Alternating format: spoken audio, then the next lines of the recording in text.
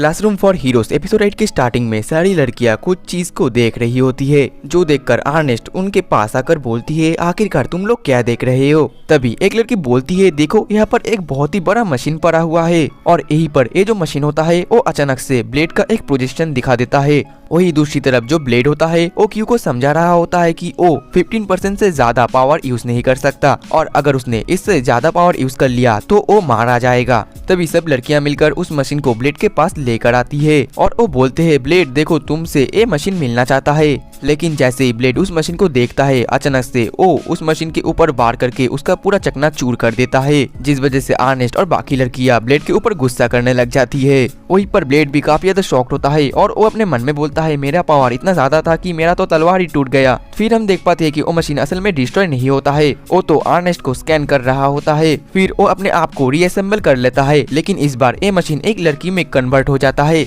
और फिर वो ब्लेड के पास आकर बोलती है, अब मैं पूरी तरीके से इंसान में बदल चुकी हूँ और अब मैं तुमसे अपना बदला लूंगी। ब्लेड तो कुछ भी नहीं बोलता, तभी वो मशीन अचानक से ब्लेड के ऊपर जबरदस्त हमला कर देती है। लेकिन उस अटैक से बचने के लिए ब्लेड भी अपने पावर को यूज करता है और इस बार तो वो उस मशीन का एकदम टुकड़ा टुकड़ा ही कर देता है। और ब्लेड का ये अटैक देखकर तो सभी लड़के बहुत ज्यादा शॉक्ड हो जाते हैं और वो बोलते हैं, आखिरकार तुम्हारे अंदर इतना ज्यादा पावर कैसे आ गया। वहीं पर इस बार तो ये मशीन पूरी तरीके से डिस्ट्रॉय हो गया होता है। तभी ब्लेड बोलता है, तुम लोगों को नहीं पता आखिरकार ये मशीन कितना ज्यादा खतरनाक है और ये मैं तुम्हें बाद में बता दूंगा। वहीं पर शाम भी हो जाती है और वो मशीन फिर से रीअसेंबल हो जाता है, जो देखने के बाद तो ब्लेड फिर से उसे मारने जा रहा होता है। तभी अर्नेस्ट उसको रोककर बोलती है, तुम रुको, मैं इसको अब देखती हूँ। ब्लेड बोलता है, तुम्हें पता नहीं है ये एक गार्डियन है और अगर एक गार्डियन नेगेटिव रूप में आ जाए तो वो बहुत ही ज्यादा खतरनाक हो जाता है। सभी लोग ब्लेड को रोकने की कोशिश कर रहे होते हैं। वहीं पर वो लड़की बोलती है, ब्लेड तुम मेरे टारगेट हो और मैं तुम्हें खत्म कर ही रहूंगी। तभी क्लेयर बोलती है कि आखिरकार तुम ब्लेड को टारगेट ही क्यों कर रही हो, जिसमें वो मशीन बोलती है, तुम सिर्फ जान लो कि तुम मेरे टारगेट नहीं हो और अगर तुम मेरे और ब्लेड के बीच में आओगे तो मैं तुम्हें भी नहीं छोड़ूंगी। जो सुनने के बाद क्लेयर बोलती है, सुन मेरी बात लूना। असल में इस मशीन के चेस्ट पर 10N लिखा होता है, लेकिन क्लेयर तो उसको लूना ही पढ़ देती है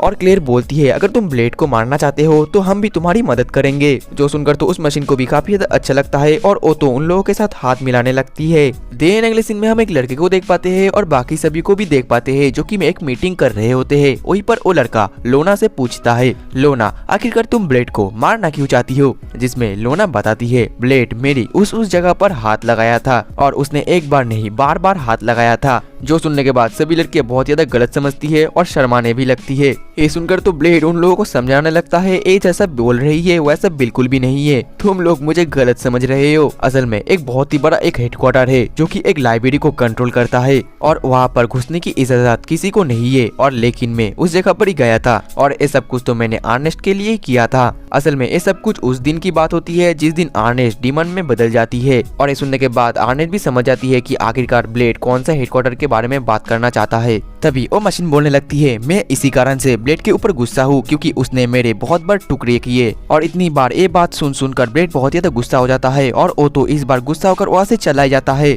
और वही ब्लेड के पीछे पीछे सोफी भी आ जाती है और ब्लेड तभी सोफी को बोलने लगता है, तुम्हें तो पता ही है कि मैं एक ग्रेट हीरो था, लेकिन अब मैं और नहीं रहा और मैं उस हेडक्वार्टर में गया था सिर्फ और सिर्फ अर्नेस्ट को बचाने ही के लिए। सोफी बोलती है, चाहे जो भी हो लेकिन इस वजह से एक तबाही हो सकता था। ब्लेड बोलता है, अरे तुम इतना ज्यादा टेंशन मत करो, कुछ भी नहीं होता। दूसरी तरफ वो लड़का लूना को समझा रहा होता है कि वैसे तो तुम ब्लेड से कभी भी जीत नहीं सकते, लेकिन उसका एक वीक पॉइंट है जो कि है इमोशन। अगर तुमने उसके इमोशन पर कंट्रोल कर लिया तो तुम जीत सकती हो। जिसमें लूना पूछती है, लेकिन मैं आखिरकार एक कैसे करूँ। अब अगले दिन हमें इनका एक फाइट दिखाया जाता है जहाँ पर वो लूना बोलने लगती है, सभी लोग देखो मैं अभी स्टैंड अलोन मोड में हूँ, मतलब कि मेरे से अब मेरे मदर कंप्यूटर का जो कनेक्शन है वो टूट चुका है और अब तुम अगर मुझे डिस्ट्रॉय करोगे तो मैं और रीअसेंबल नहीं हो सकती। जो सुनने के बाद तो ब्लेड भी उसके ऊपर और हमला नहीं करता। तभी लूना ब्लेड के हाथ को कंट्रोल करके उसके हाथ को अपने चंगू मंगू के अंदर रख देती है और अचानक से वो जो लूना है वो ब्लेड के ऊपर लगातार हमला करी जा रही होती है।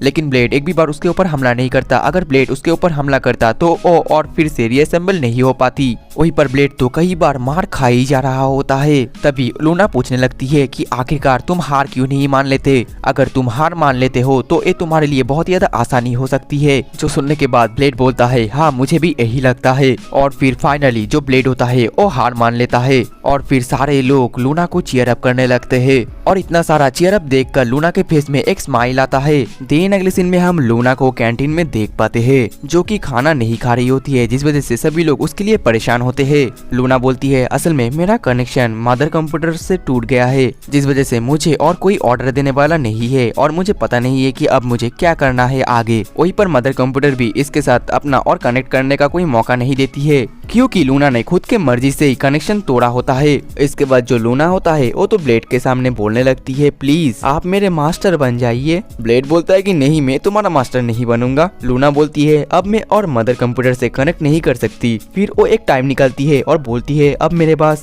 सिर्फ इतना ही समय है और इस समय के अंदर अगर मैं वापस से कोई और मास्टर नहीं ढूंढती तो मैं फिर से सेल्फ डिस्ट्रॉय हो जाऊंगी। जो देखने के बाद तो सभी लोग बहुत ही ज्यादा परेशानी में आ जाता है। वहीं पर ब्लेड तो पूरी तरीके से मजबूरी में आ जाता है और वो बोलता है ठीक है अगर मैं तुम्हारा मास्टर बन जाता हूँ तो तुम डिस्ट्रॉय तो नहीं होंगी ना? अच्छा ठीक है अब से मैं तुम्हारा मास्टर बन जाती हूँ। तभी लूना एक मेड का कपड़ा पहन लेती है। अब अगले ही पर ब्लेड बोलता है आखिरकार तुमने ऐसे कपड़े क्यों पहने हैं? तो लूना बताती है आप ही ने तो मुझको बोला है कि खाना बनाने के लिए, जिस वजह से मैं ये आउटफिट पहन ली। और वही साइड से क्यों तो काफी ज्यादा मजा ले रही होती है। तभी अचानक से वहाँ पर सोफी आ जाती है जो कि काफी ज्यादा गुस्से में होती है और बोलती है ये मशीन तो बिल्कुल मेरे जैसे ही है और ये तो मेरा ही नकल कर रही है। इसने मेरा फेशियल एक्सप्रेशन चुरा लिया, मेरा बाल भी चुरा लिया, यहाँ तक कि मेरी हाइट भी चुरा लिया। जो सुनने के बाद लूना बोलती है मैंने तो तुम्हारा कुछ भी कॉपी नहीं किया। और लूना ये भी बोलती है मैं तुमसे बिल्कुल ही अलग हूँ, मेरे पास 800 से भी ज्यादा फेशियल एक्सप्रेशन है। तभी उन दोनों के बीच में बहुत ही एक घमासान युद्ध होना शुरू हो जाता है। वहीं पर ये दोनों तो एक दूसरे की तरफ काफी गुस्से की नजर से देख रहे होते हैं। देन अगले सीन में हम देख पाते हैं जब ये लोग क्लास में जा रहे होते हैं तब सोफी ने तो एक बिल्ली वाली कपड़े पहने होते हैं। वहीं पर लूना तो एक रैबिट ड्रेस पहनती है और इसके बाद से तो इन दोनों के बीच में हमेशा लड़ाई चलती ही रहती है।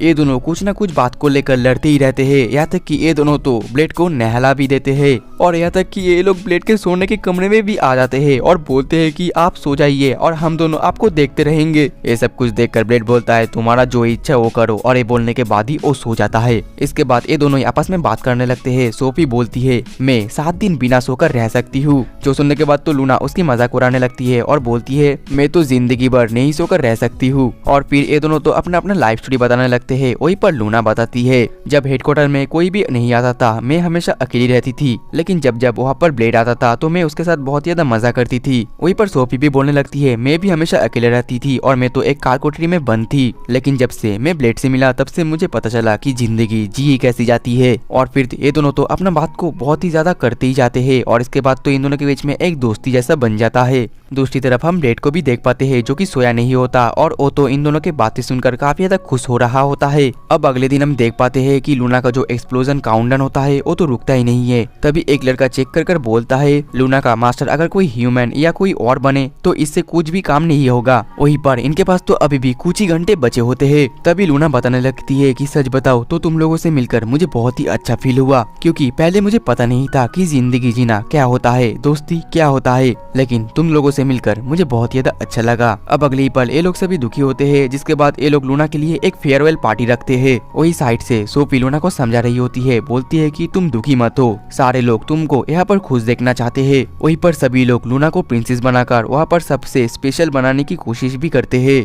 इसके बाद जितने भी समय बचता है वो सभी गाना गाते हैं, मजा करते हैं, नाचते हैं, लेकिन उनके बीच में ब्लेड नहीं होता। वहीं पर अर्नेस्ट, क्लेयर और एसिका ब्लेड को तो ढूंढने ही जा रहे होते हैं। तभी उनके पास और कुछ ही बस मतलब कि थोड़ा ही बहुत टाइम होता है, जिस वजह से लूना को एक बैरियर के अंदर रखा जाता है ताकि जब एक्सप्लोजन हो तो ज्यादा डैमेज ना पहुंचे। लूना इन लोगों को बताने लगती है तुम लोगों के साथ समय बिताना मुझे बहुत ज्यादा अच्छा लगा, भले ही मैं एक मशीन हूँ लेकिन मुझे पहली बार समझ आया कि ह्यूमन फीलिंग्स क्या होता है। वहीं पर सोफी तो काफी ज्यादा दुखी होती है और लूना का ये सब बातें सुनकर सभी लोग बहुत ही ज्यादा उदास हो जाते हैं। और फाइनली सिर्फ 3 ही सेकंड बचते हैं और अंत में सबके आंखों में आंसू आ जाते हैं और वो बोलते हैं हम तुम्हें कभी भी नहीं भूलेंगे। हर कोई बहुत ही ज्यादा दुखी हो जाता है, लेकिन अचानक से जमीन फाड़ कर वहाँ पर ब्लेड आ जाता है और ब्लेड जैसे उस जगह का माहौल देखता है तो वो तो काफी ज्यादा शॉक्ड हो जाता है और वो उसके साथ साथ अर्नेस्ट का वो भी देख लेता है। यहीं पर जो अर्नेस्ट होती है वो ब्लेड को जमीन से निकालती है और बोलती है आखिरकार तुम कहाँ चले गए थे। जिसमें ब्लेड बोलता है मैं इसके मदर मशीन से मिलने के लिए गया था और मैंने उनसे विनती भी की और थोड़ा सा भी मारा, जिस वजह से वो लूना को खुद से फिर से कनेक्ट कर लेती है। जिसके बाद जो डिस्ट्रॉय का काउंटडाउन था वो भी रुक जाता है।